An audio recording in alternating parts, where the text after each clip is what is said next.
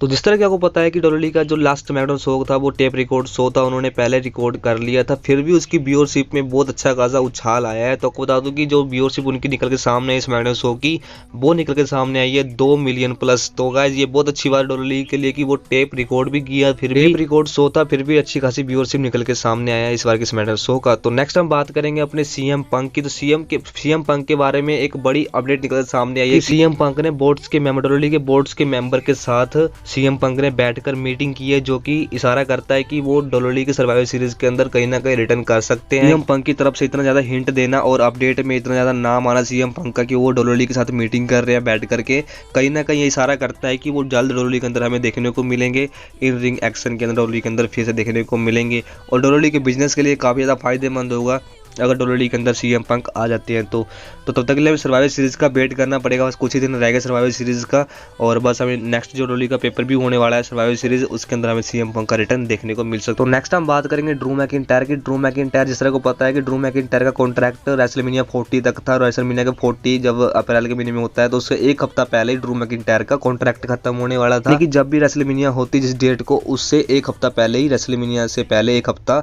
Drew McIntyre का contract खत्म हो जाता। फिर ड्रू मैकिंटायर ने उससे पहले यानी कि हाल ही फिलहाल में उन्होंने कॉन्ट्रैक्ट साइन कर लिया डब्ल्यूडब्ल्यूई के साथ बैठ करके, और इससे ये पता लगता है कि ड्रू मैकिंटायर के लिए डब्ल्यूडब्ल्यूई के पास बहुत बड़े बड़े प्लान है डब्ल्यूडब्ल्यूई के अंदर। तो हमें आने वाले वक्त में ड्रू मैकिंटायर के लिए डब्ल्यूडब्ल्यूई बहुत कुछ करती नजर आएगी। और आपको बता दूं कि ड्रू मैकिंटायर जिस तरह को पता है क्राउन जूल के अंदर लास्ट टाइम उन्होंने वर्ल्ड हैवीवेट चैंपियनशिप के लिए लड़ाई लड़ी थी अपने सेथ रॉलिंस को। सेथ रॉलिंस को बहुत कड़ी टक्कर दी, सेथ रॉलिंस का चैंपियनशिप जाते जाते रह गई, जहाँ की क्ले मोर किक लगाया एक और पिन बस 3 होने वाला था, तभी किक आउट करते सेथ रॉलिंस, नहीं तो हमें वर्ल्ड हैवीवेट चैंपियन बनते नजर आते ड्रू मैकिंटायर। तो ड्रू मैकिंटायर लास्ट मोमेंट पे हार गए, फिर भी ड्रू मैकिंटायर के पास माना जा रहा है कि बड़े बड़े प्लान्स है ड्रू मैकिंटायर के लिए डब्ल्यूडब्ल्यूई के पास। तो हमें फ्यूचर में देखने को मिलेगा कि ड्रू मैकिंटायर के लिए डब्ल्यूडब्ल्यूई ने क्या क्या प्लान कर रखा है, तो हमें वक्त आने पे पता लग जाएगा। तो फिलहाल के लिए अपडेट यही है कि जो ड्रू मैकिंटायर ने कॉन्ट्रैक्ट अपना रीसाइन कर लिया है, वो रेसलमेनिया 40 के बाद भी रहने वाला है डब्ल्यूडब्ल्यूई के अंदर, जहाँ की उनका एक हफ्ता पहले ही खत्म होने वाला था रेसलमेनिया 40 से।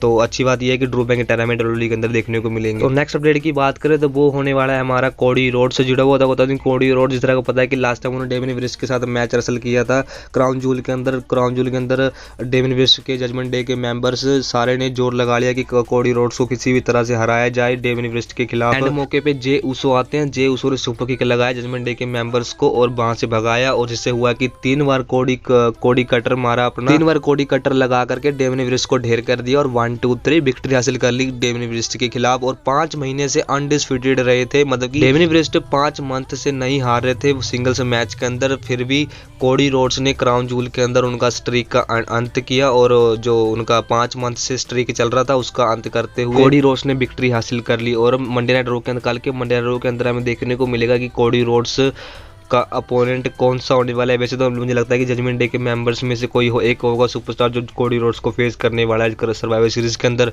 तो बाकी देखना इंटरेस्टिंग होगी कल के मंडे रो के अंदर कौन फेस करता है कोडी रोड्स को। तो नेक्स्ट हम बात करेंगे अपना, तो नेक्स्ट और फाइनल अपडेट की बात करें तो वो होने वाला है हमारा रोमन रेंज से जुड़ी हुई। तो आपको बता दूं कि रोमन रेंज जिस तरह को पता है कि लास्ट टाइम उन्होंने एलए नाइट के साथ मुकाबला किया था, उन्होंने अपने ब्रदर्स की सहारे यानी कि इंटरफेरेंस किया ब्लड लाइन के मेंबर्स ने, फिर जाकर के रोमन रेंज ने किसी तरह टाइटल को रिटेन कर लिया एलए नाइट के खिलाफ। तो नेक्स्ट उनका जो ओपोनेंट होने वाला है, ये मैं खुद प्रेडिक्शन करने वाला हूँ अपनी तरफ से, उनका जो ओपोनेंट होंगे वो सेथ रॉलिंस होने वाले हैं। अगर नेक्स्ट सर्वाइवल सीरीज का पेपर भी होने वाला है तो हमें देखने को मिलेगा कि सर्वाइवल सीरीज के अंदर शील्ड ब्रदर्स का मुकाबला होगा, champion versus champion, Seth Rollins world heavyweight champion हमारे, और हमारे undisputed universal champion tribal chief Roman Reigns के खिलाफ मैच होगा सेथ रॉलिंस का, यानी कि चैंपियन वर्सेस चैंपियन का मैच हमें देखने को मिलेगा पॉसिबल। रोमन रेंज का नेक्स्ट ओपोनेंट की बात करें तो वो सेथ रॉलिंस ही होने वाला है सर्वाइवल सीरीज के अंदर। बाकी देखना इंटरेस्टिंग होगा कि डब्ल्यूडब्ल्यूई क्या प्लान कर रखा है डब्ल्यूडब्ल्यूई ने रोमन रेंज के लिए एंड सेथ रॉलिंस के लिए, हमें देखने को मिलेगा मंडे नाइट रो के अंदर एंड स्मैकडाउन शो के अंदर की नेक्स्ट इनके लिए क्या प्लान्स है। तो गाइस ये तो रही हमारी प्रेडिक्शन की बात। तो गाइस मलाल के लिए हमारी वीडियो यहीं तक थी। अगर आप कुछ लगी लाइक कमेंट जरूर करना। मिलते हैं हम नेक्स्ट वीडियो के अंदर।